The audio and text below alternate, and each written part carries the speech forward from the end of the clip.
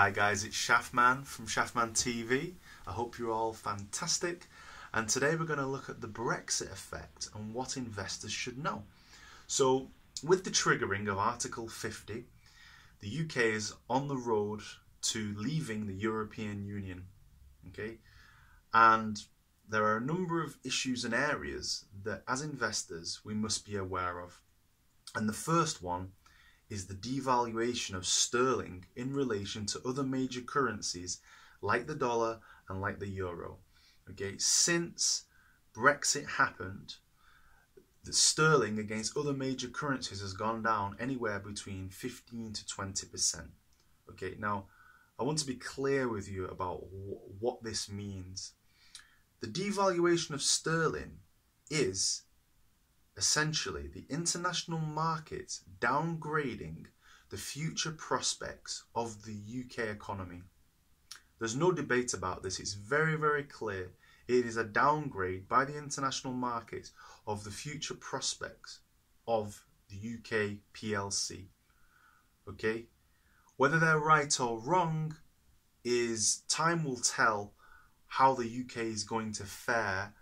You know, maybe it'll take 5 to 10 years to actually see what effect Brexit has had.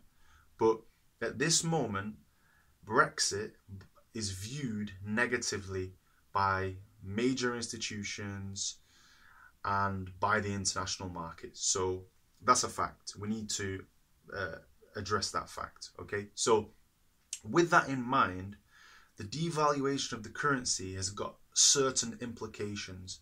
Now, for example, the FTSE 100, 72% of the earnings of the FTSE 100 are non-sterling earnings. So that's earnings that are coming from abroad into the UK, converted into sterling, and then paid as dividends to investors, or the share prices are in pounds sterling. Okay, so since Brexit, the FTSE 100 has hit an all-time high on a number of occasions because the earnings quoted in sterling have been at a record high, £33.3 billion. And the reason for this bump isn't necessarily because UK companies' assets are actually producing more and have increased their earning power. It essentially has been the devaluation of sterling, which has meant that all that foreign money coming in from abroad converted into sterling is bigger than before. So in that regard, the devaluation of the currency has been very positive. Okay, so what else do we need to look at? On the flip side, cheap currency, or the sterling being cheap, means that UK companies are now potential takeover targets for foreign capital. Now you saw the rebuffed bid by 3G Capital, who attempted to buy Unilever, and my personal view is that this discount, because I think it is a discount, means that foreign capital are going to attempt to enter the UK market and buy companies and buy assets at essentially a 15-20% discount to a year ago.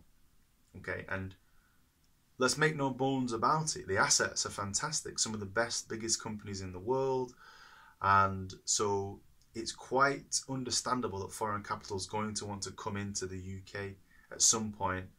And also, on the other end of the spectrum, at the other end of the market, you also have some really intriguing AIM-listed companies, very fast-growing, very interesting, internationally exposed, smaller companies, British-based smaller companies that could become takeover targets.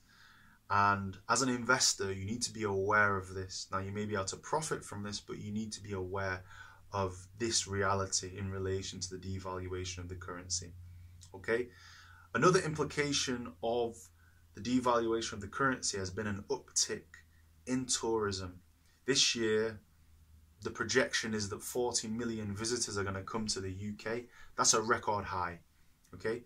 Now, the only caveat I'll say is that the trend shows that tourism is on the rise into the UK anyway, but the devaluation of the currency has meant that it's even cheaper now for foreign tourists to come to the UK and change their money into sterling and, you know, be able to buy more stuff with it, basically, in comparison to the host country where they're coming from. So that needs to be understood, and that needs to be appreciated as well. Another factor that investors need to get their head around is that Brexit, the election of Donald Trump, the rise of Jeremy Corbyn, these type of events are perceived, and I'll use the word perceived, as a rejection of globalisation. And a rejection of globalisation will be bad for corporate profits. There's no doubt about that.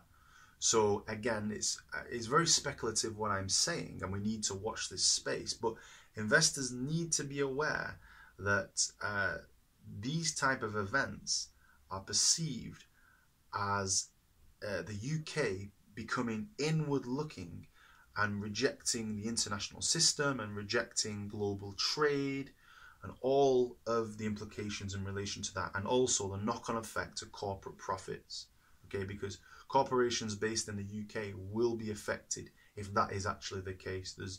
There's really no two ways about that. So as investors, you know, people need to be aware of this. What else?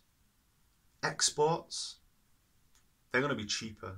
So that's a potential positive for British exporters. We've seen the news of BAE Systems.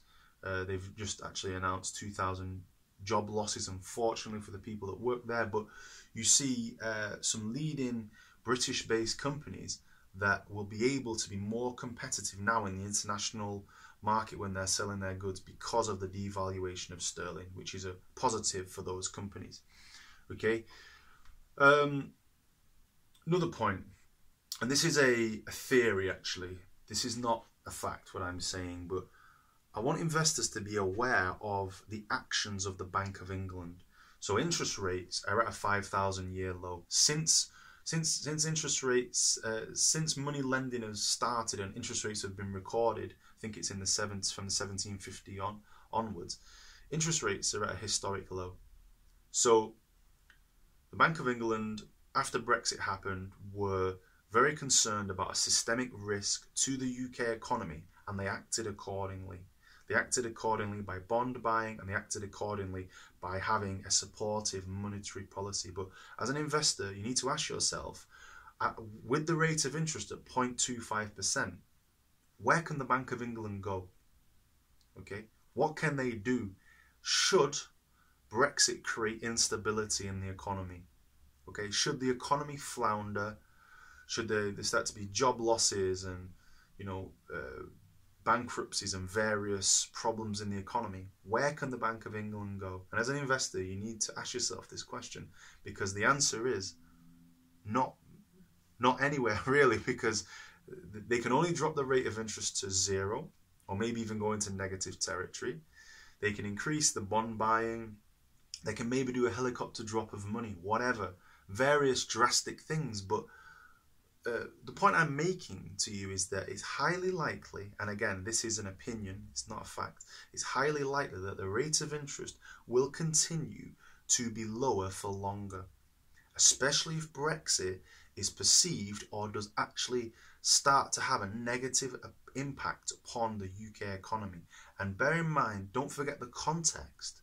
The context that we're coming from is that since 2008, 2009, we've been in a low growth environment. Okay, so as an investor, if you're investing into companies with high levels of debt, and you know the rate of interest is going to stay lower for longer, that's going to be positive for you. It's going to be positive for you as an individual if you have a mortgage or you have high levels of personal debt that maybe is linked to some variable rate or linked to the Bank of England's base rate. It's a positive thing for you. So I'm just asking you to think about this. Think about where the Bank of England can go, and I personally think they've got really nowhere to go. Okay, now, final point in relation to Brexit, and again, this is a bit unscientific, but it's something to consider. Now, house prices in some parts of London since the Brexit vote are down by around 15 to 20%. Now, the theory and there is some data to back this up, but I haven't seen all this data, is that there is less foreign capital coming into the UK to buy houses, residential, commercial, making investments in London, in the UK, from abroad. Okay, now it contradicts my previous point about assets being cheaper, but there has been a downtick in some parts of London where there was previously many foreign buyers. Okay, now there are other factors, wage stagnation, affordability issues, various issues, but like the point I'm trying to make is that if that is the case, and if there is a long-term trend that foreign capital stops buying property in London, you will see a trickle-down effect into other geographical areas in the UK.